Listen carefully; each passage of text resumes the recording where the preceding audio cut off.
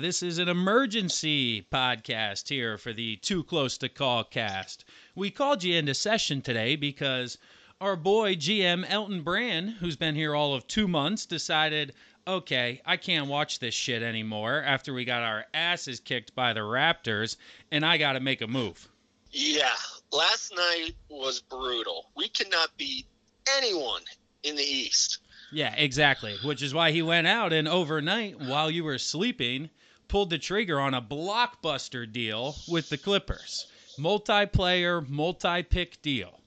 The Sixers and Clippers agreed that the Sixers will receive Tobias Harris, Boban Marjanovic, and Michael Scott. And no, I know what you're thinking, the GM of Dunder Mifflin. Apparently this guy does, in fact, play basketball. But we actually sent them Landry Shamut, who is a favorite among the locals, which we'll get into. Wilson Chandler, who was here on a one-year deal via Denver. Mike Mascula, who we acquired earlier this year from Atlanta.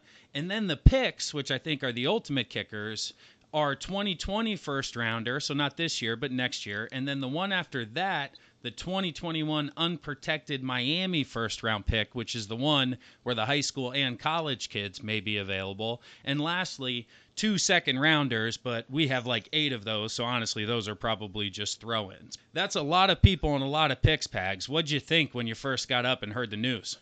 Well, the first thing I see is Tobias Harris is a beast, and all I'm thinking in my head is, oh, yeah, I've seen that guy high up on the DraftKings boards on my daily NBA playing, so I'm like, he's got to be good. Yeah, apparently he was an all-star snub this year out west. There was talk, and that's impressive, man. That Western Conference is deep. Absolutely. Yeah, the whole Landry Shamut, I'm like, oh, I've enjoyed watching him play. He's been gritty and tough, but at the same time, you can get one of those guys anywhere, anytime in the NBA, I feel. Yeah, that's a tough decision because he was definitely performing well for a 26th overall pick and was a nice secondary option to J.J. Redick. But again, I think it was emphasized last night against the Raptors without J.J. that he's not quite ready for the limelight yet and to take over and pour in 20 to 30 a game.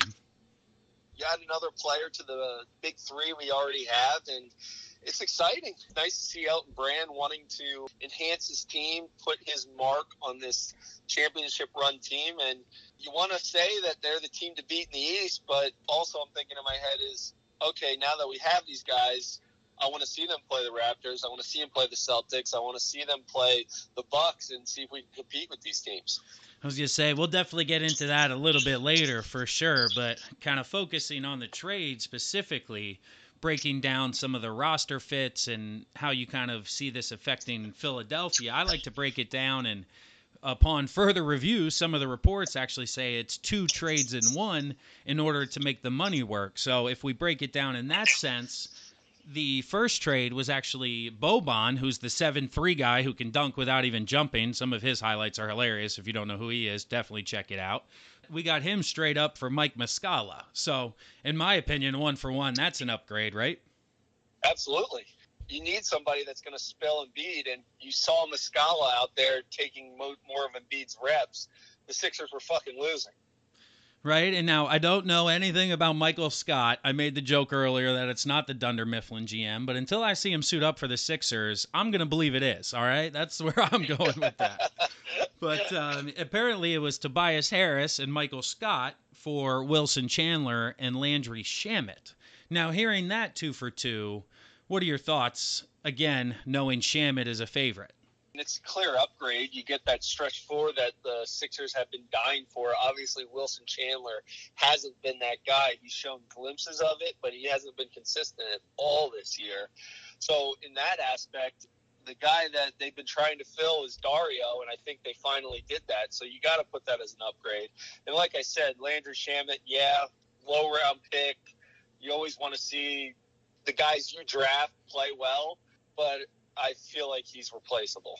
Exactly. And now I want to get your thoughts because I believe we both agree that player for player, 3 for 3, that's a win by the Sixers across the board. Absolutely. Yeah, I mean, I don't think we could have thought of a better trade coming our way, especially overnight when we're like, all right, deadline's coming Thursday, and all of a sudden we go to bed Tuesday night, we wake up, and it's like, oh, shit, here we go. Right? Very much so. So that's where I think the picks come into play. Obviously, the trade of our 2 first-round picks that we own. When I first initially saw that, I said, holy shit, 2 first-round picks for this guy? We're going to have to re-sign him. Who knows if he comes back? Obviously, he says he wants to, but that seems like a lot. And then as I'm considering what the positives of the trade could be, and our next conversation will be more of the following, but if they were to bring back Harris and Butler and run these 5 guys out with some sort of a bench, you would assume that they're going to finish 1, 2, 3 in the East for the next couple of years, advance in the playoffs. So those picks ultimately that they're giving up are going to be 20, 25, hopefully even 30, right? The last pick of the draft. So even though it's unprotected, it's Miami's, now that I'm speaking out loud, so I'll have to dive further into their future outlook. But I know our 2020 first rounder is going to be a low pick. You look at it like that, you're like, well, we want to be upper echelon. We don't want to be this whole process. I'm done with the process. I'm sick of it. I don't want to hear about it. I don't want to hear about fucking assets that we have. I want to hear, okay, we have a stud lineup. Let's go win a fucking championship. Compounding off that, like you mentioned earlier, getting into them against the East, the starting 5 of J.J. Redick, Ben Simmons, Joel Embiid, now Tobias Harris, and Jimmy Butler. I know our bench is a little thin, but how do you think those pieces will fit specifically just for the Sixers, even against themselves? Well, let me ask you this. Is Tobias Harris, what's his three-point game like? So apparently he's not a good shooter. He's a fucking great shooter, I'm reading. He's averaging over 44% of his makes, which is better than JJ and Landry. And there's one statistic I read here, and I'm going to ask you as a pop quiz based on three-point shooting for him. 2 players have made more three-pointers at a higher percentage rate over the last 2 seasons than Tobias Harris. Who are they? Steph Curry. I think that one. I was going to say yes. I think that one's the obvious one. The second one, not so much. I'd be very impressed if you get this one. I keep wanting to say Klay Thompson, but I don't know if that's right. Not the same team, so try one other one out there. Klay Thompson's a very good guess, though, but it is not. Give me East or West? Western Conference, younger talent. Paul George. It's actually Buddy Hield out of Oklahoma. He popped in my head. I was like, maybe Buddy Hield? Buddy Hield. Yes, Healdley. Oh, what the fuck was I talking about? Buddy Hield. Yeah, so Steph has made 427 at a 43.7 clip. Buddy Hield made 359 at a 44.5% clip, so actually shot it a little better. And then third is Harris with 295 at a 42% clip. So over the past 2 years, he's clearly proven he's going to spread the floor, which you mentioned Dario used to do, but now we got Harris, who's Dario, but can actually fucking guard somebody. Dario was so inconsistent with the freaking shooting last year in the playoffs. It was driving me nuts. He would make one big shot, and then it'd be like he'd brick 3, 4 more. It's like, oh, God, please, I need some consistency out of you. Because you saw the good teams like Toronto last night. What was their game plan? They attacked Ben Simmons on the ball. They made him drive, distribute to shooters. Wilson Chandler wouldn't shoot. J.J. Redick wasn't available. Joel Embiid's not a shooter. He'll take him, but you don't want him taking more than 2 or 3 a game. So they would attack Ben Simmons, pack the lane, make him dish it out, and the Sixers just didn't have options. And if you look across the board with what they're supposed to be with Harris, Butler, JJ, those should be 3 fucking good options now that it's like, who the hell are you guarding? Well, it's essentially last year, who do we have? Ilyasova and Bellinelli as 3-point threats. Now you got this guy coming in, and he can do everything. And it's like kind of them put together but can play defense. And then you got Boban, who's going to spell Embiid as the backup 5 for 10, 12 minutes where he'll be serviceable. You got your backup stretch 4, Jonah Bolden, or Yona, I like to call him. Jonah, soft guy. He's been okay. And the wild card in all this, and a point that was brought up earlier to me today is, do you think that the Sixers tried to involve Markelle Fultz instead of Landry Shamut and the Clippers said no? Or do you think the Sixers wanted to keep Fultz and get rid of Shamut initially?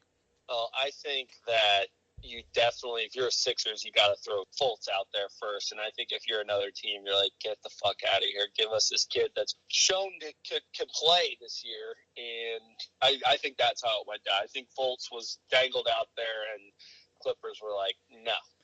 Apparently he is still dangled out there. That's the one last move where everybody's saying the Sixers may not be done by the deadline. They could move Fultz for one last wing piece, another bench piece. Do you think there'll be any biters on the Markelle Fultz bait? Do you package him with maybe Zaire Smith? I would try not to if you're the Sixers. Ultimately, you may have to part with, obviously, multiple second-rounders again, but I think you're just trying to move him and possibly Bolden or another young guy. But I think Smith, you traded assets for him on draft night. I think he's part of the picture here. I think we should get rid of every single second-round pick we have because they're useless, and I can't stand the fact that we have 8 of them. It drives me nuts. We gave away 2 of them to the Clippers. We were like, please fucking take 6. these. So I'm watching the fucking draft at 11 o'clock at night and just seeing Sixers. I'm like, man, Henke, you really loaded up. Right? He was like, who are you, a bench guy doing nothing for me? Get out of here. Second-round pick. Thank you. We'll try again. Yeah, Jonah Bolden was a second-round pick out of – where did they draft him out of? I think he was overseas. And yeah, UCLA and then overseas. Can't say that they are useless, but it's rare to see a second-round pick turn into like a Draymond Green kind of thing like that. Well, if they can't move Fultz and him and Smith coming off the injury, you don't know if you're going to get anything out of either of them the rest of the year. Do you think this Sixers roster, as it's currently constructed, do you think it could win the East? I know we touched on it, but I know there's still question marks. I think he definitely can. He just need to boost a couple, like you said, maybe packaging Fultz, or just buying out a couple guys at the end of, like we did with Bellinelli and Ilyasova last year. You're going to have to beef up your bench a little bit if you want to make a run. I was going to say, I know the common name out there is Wesley Matthews after his trade. They don't think the Knicks are going to keep him, that he's a potential buyout candidate. But I think you're right, man. They need more depth and more athleticism if you're going to want to compete this year.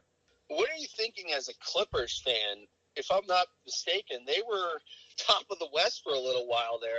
I know they've probably fallen off a little bit here, but are they still in the playoff mix in the West?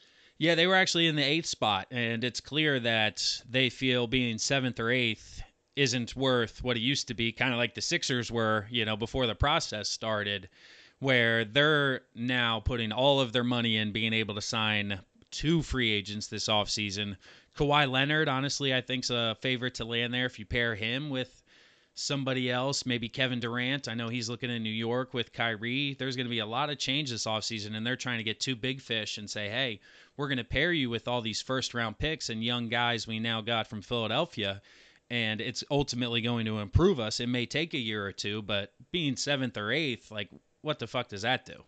Yeah, I guess I'm looking at it right now. They're 3 games out of the 4th seed in the West, which is pretty crazy. But I think everyone in the West kind of realizes that it's probably going to be a Golden State year again. So you might as well look to the future and hopefully, like you said, land a Kawhi, land a KD, land somebody else that you can kind of build around from that. And getting a bunch of young guys from the Sixers is probably going to work out for you in the long run.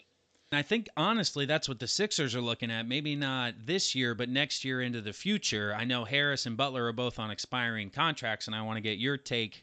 I know we haven't seen Harris. We've seen a little bit of Butler on thoughts of bringing them back. If you're looking at the landscape and you're going, okay, Leonard's going to L.A., Kyrie's leaving Boston. He's going to go to New York. So New York's going to be good but not great with KD and Kyrie, but Boston's going to be a lesser team. Milwaukee, surprisingly, somehow is like 40-10, but they only have 1 superstar, so how long can that last? The East is there for the taking, and if you have that starting 5 next year, it's clearly going to be the best 5 in the Eastern Conference if you keep all these guys. So I guess my question ultimately is, do you keep all of them, or do you let one or both walk and try to sign some of these other free agents since you will have the money? I'm a little hesitant to say let's go to the market because last year left such a bad taste in my mouth where I'm like, oh, we are getting a 3rd star. There's no doubt in my mind. And then once all the free agency goes by, it's like, all right, we have nobody. Then finally the Jimmy Butler thing happens. My whole answer is going to be it depends how the rest of the year comes out. If we go in, we win a first-round playoff game and then lose in the second round, and Butler looks like shit, and all the turmoil inside continues to come out in the news. I think you have to move on from Butler. That being said, they go out and they make a run, get to the conference finals, win the conference, go to the finals. It's going to be hard not to try to sign both of them back and be like, can we just beef up our roster a little bit?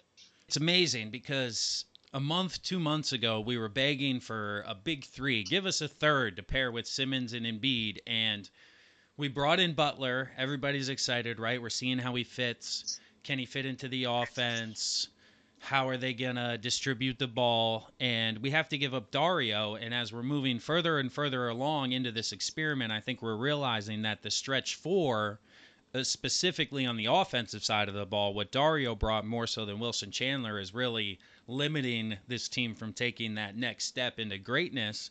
And Tobias Harris of the last 2 years, if he continues to improve, is an all-star version of Dario. And Dario was a rising stars player. So it's not like he was a schmuck. But that's where ultimately Harris may be the more important piece for next year, because the stretch four, along with Embiid and Simmons, may be more of a necessary fit than that athletic three who can create and D up best players on the other team, which is crazy to even think about and say out loud.